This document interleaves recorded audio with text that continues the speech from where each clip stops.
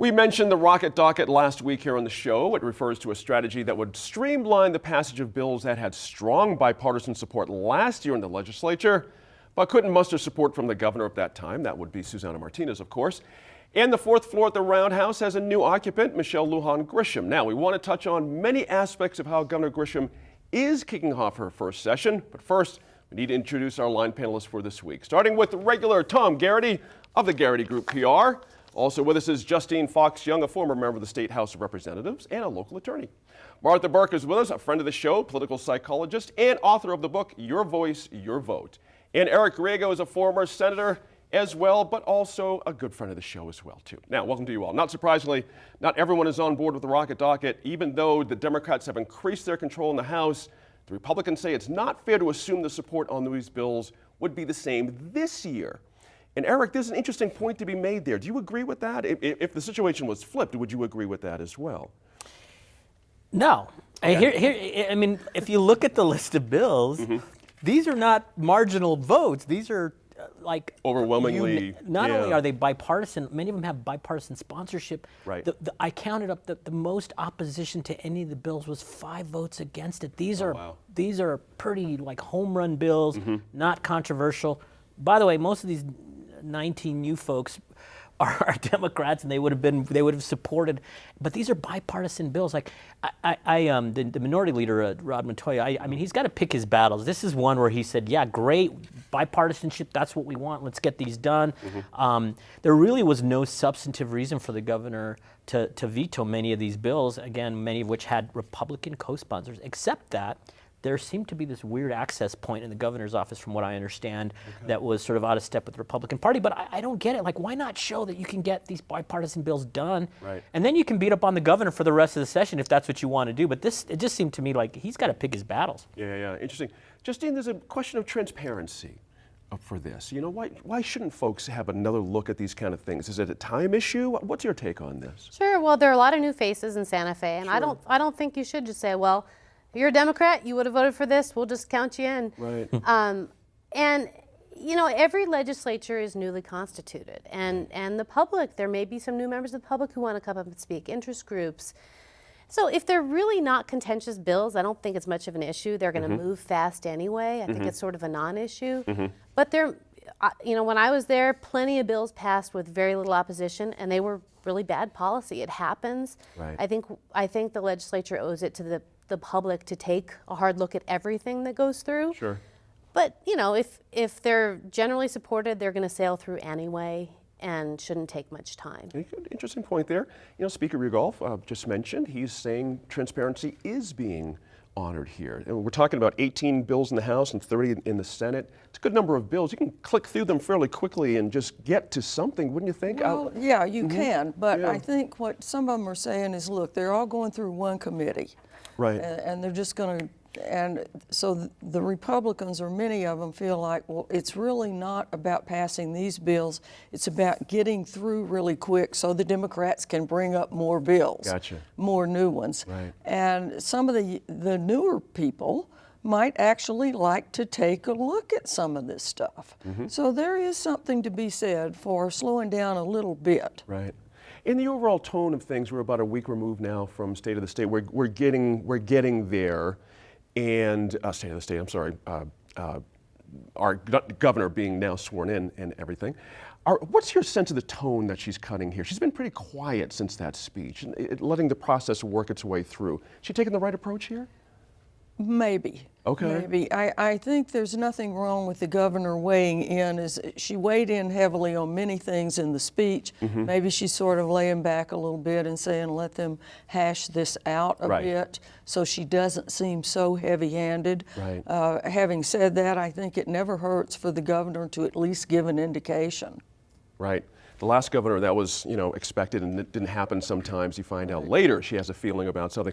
Tom, on the Rocket Docket situation, are you comfortable with this situation as it is, or should folks have a chance to look at this again? And Well, I think that there's a process already in place. That Right. if there was something that was vetoed or didn't, made it to the fourth floor previous session, there's a mechanism by which you can bring that back and vote on it in the first days of the next session. And Right. so, why create an additional process? I think it strikes a tone of, hey, we're going to get stuff done. So, it has a good messaging aspect to it. But Right. if they were good once to discuss, why not discuss it again? And let's leave the PR talking points on the side and just really kind of hit each one of these. I mean, and they aren't terribly controversial. I mean, establish an advanced mapping fund, short-term rental occupancy tax. Actually, that one's kind of interesting, Right. Because that would impact Airbnb and stuff. So Right. so maybe some of these Right. just by name should be discussed a little bit further. Right. And I think to the question that you raised with Martha, as far as with the how is the governor doing?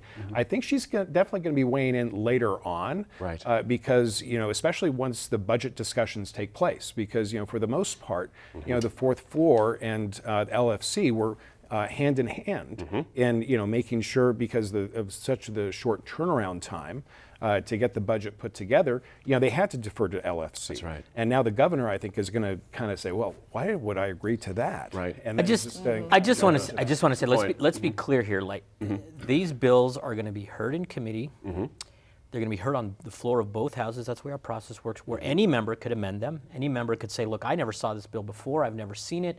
I'd like us to. So, and it's got to, and by the way, this has to happen in both houses. And so there is a process. We have a very exhaustive process with multiple committees, 2 houses and multiple committees. So, there's a third reading of bills. So there's a really pretty exhaustive process for legislators to weigh in. This is really about, I want to be clear, what this is really about is Republican leadership senses that there's going to be some bills they don't want to deal with. Their only tool they have right now is let's shut this place down. Right. Let's slow it down.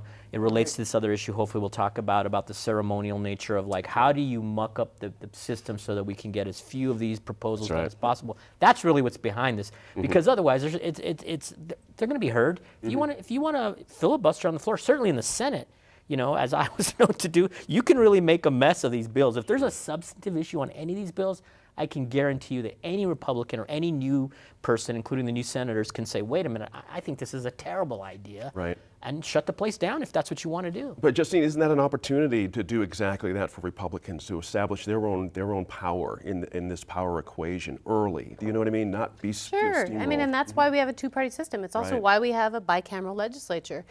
I mean, with all due respect, we could establish everything by fiat. Eric could just send his list of legislation that he wants through, and Sounds good to me. we sign off on it. But you call it You mucking sound up. like Trump now.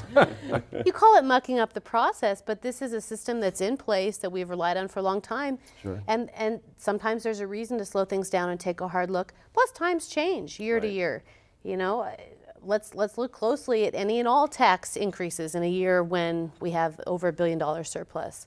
I think Democrats, alongside Republicans, should take that position, and let's not overlook these issues, which, once you put a tax increase in place, it's very hard to remove it. Yeah. So, Speaker Egolf and others have said, look, we're going to back away from the standard way of doing things, memorials, I think people memorials should be dancing, abolished. Do you I'm really? on No board, kidding. yes. Yeah. Would you agree with that, by the way, from your experience up there? A memorial should Well, be? I think the ceremony around them certainly should. There's just Okay. a lot. They take up a lot of time. It's and incredible how energy, But much, if you could sort of, maybe they could have a memorials committee or something where you could take them, have people do their dog and pony show, and then keep the rest of the process moving. Gene, I carried a memorial to end all memorials. Oh, no. That's because Wuhan would not print it, and I didn't want to print it. Right. Well, 75% of the time up there is occupied Yeah. with memorials, and it's a giant waste. Exactly.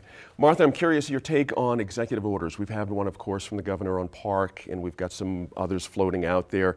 It's a very big hammer, but has to be used carefully, I would think. Your sense of how the governor's done so far and what she's talking about. Well, I think the one on Park obviously had a lot of support. Yeah. Teachers' unions and many others, parents and so forth.